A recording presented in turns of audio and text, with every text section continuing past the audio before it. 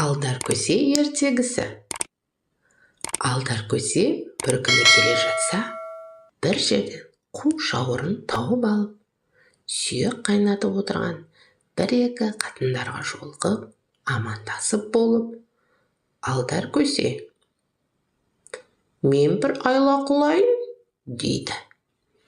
Сөйтіп, әйелдерге қарап, құдағай, менің бір шеге етім бар еді, соны қазандарыңа салып, пісіріп алуға мүмкін бе? Деп сұрайды. Сонда әйелдер, мақұл, салып пісіріп ала ғой, дейді. Алдар көсе, сүйектеріңді етім жеп қоймасын ей, дейді. Ойбай құрысын, ол не сұмдық ей? Етті сүйек жейді дегенің. Сал, жесе, біздер бір тоқты төлейміз, дейді. Сонсын алдар көсе жеңін көлегейлеп тұрып, қазанға қу шауырынды алдап салып жібереді. Біраздан соң барып, піскен шығар деп алып қараса, қу шауырынның өзі дейді. Алдар көсе әйелдерге қарап, міне, жаңа айтып едім ғой, осындай қылат деп, енді бер тоқтымды, дейді. Құдай-ай, тоба, тоба, деп сөздерінен тана алмай, әйелдер алдар көсерге бір тоқты беріп жібереді. Алдар көсе өзі, әйелдерді қып қылдым-ау, деп тоқтысын жетелеп келе жатса, бір байдың ауылына келеді. Байға жолығып, байеке, ассалаумағалейкум, қалай, аман есен, бала шағаңыз аман бе? Деп сұрайды. Сонда бай, Құдайға шүкір, деп қарнын тыр-тыр қасып отыр. Алдар көсе, жол болсын, бұл тоқтың не? Деп сұрайды. Қалай болсын, байеке, несін сұрайсыз?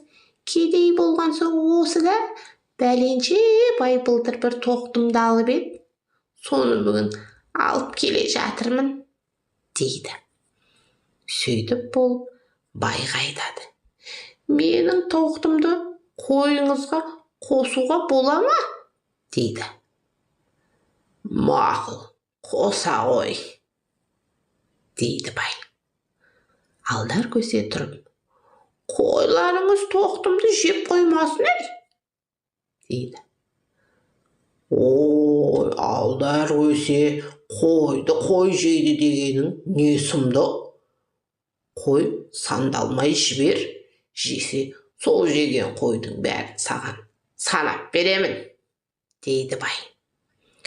Алдар көсе қойларға тоқтысын жіберіп, байдың үйіне қонақ болып жата береді. Түні бір ұйықтап тұрып, байға білдірместен көп қойға барып, өзінің тоқтысын ұстап, сойып, 10 семіз бойдақ қойдың аузына жағады. Жағып болып, сойған тоқтысының етін иттерге тастап, үйге келіп жатып қалады.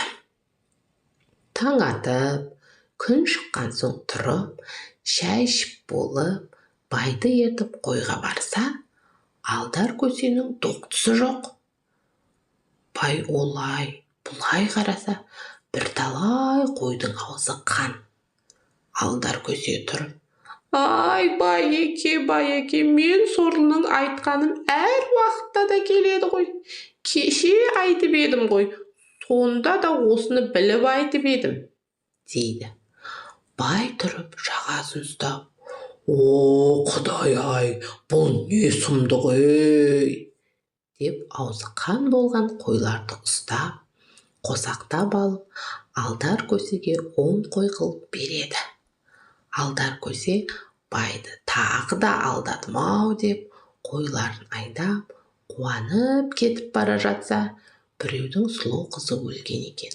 Соны көмеміз деп апаратқан адамдарға алдар көсе айтады. Бұл қызды сендер не қыласыңдар? бірталай бейнет қылып, онан да менің 10 қойымды алдағы осы қызды беріңдер дейді. Адамдарды алдап 10 қой беріп, қызды алып кетіп, бір бөтен ауылдың қырының астына апарып, 2 қосағаштың астына 2 айыр ағаш қойып, түрегелдетіп қояды да, ауылға барып, ауылдың қыздарына, әйелдеріне айтып: мен бір елден сұлу қыз әкеліп, мына ойдың астына қойдым дейді. Қыздар, әйелдер жүгіріп барып жатса, алдар көсер әйелдерге қарап: менің әйелім өзі жас, тағы да басым ауырып келе жатыр деп еді. Оны сендер түртіп итеріп ойнамаңдар дейді. Қыз әйелдерді жібереді. Қыздар барса, жаңа қыз қимылдамайды. Сонсын бір қыз өлген қызды итеріп жіберді деп қашып алдар көсеге барып айтады: әйелің өліп қалыпты дейді. Алдар көсе ішіп отырған тамағын тастай салып, өтіріктен қызға: сен өлтірдің деп ойбайлап, бауырымдап басына барып көрісіп, жылап қайтып келеді. Сөйтіп ауылының адамдарына айтады: әйелімді төлеп беріңдер, сендердің қыздарың өлтірді дейді. Олар төлемейміз деп ұрсып, екеуі шыға алмай қазыға барады. Қазы 2 жағын тергеп кесіп, жаңағы итеріп жіберген қызды алдар көсеге бермекші болып қарар қылады. Сосын алдар көсені қыздың ағасы ауылына ертіп әкеліп, жаңағы қызды беріп жібереді. Сонда алдар көсенің көңілі тасып, қыз алып кетіп бара жатқандағы айтқан өлеңі: ой қу жанарым бір тоқтымда 10 бойдақ, 10 бойдағым өлі қатын, тірі қатындай ау деп өлең айтып, бір қызды ауылына апарып, өлең айттырып, той қылдырып, мұратына жеткен дейді.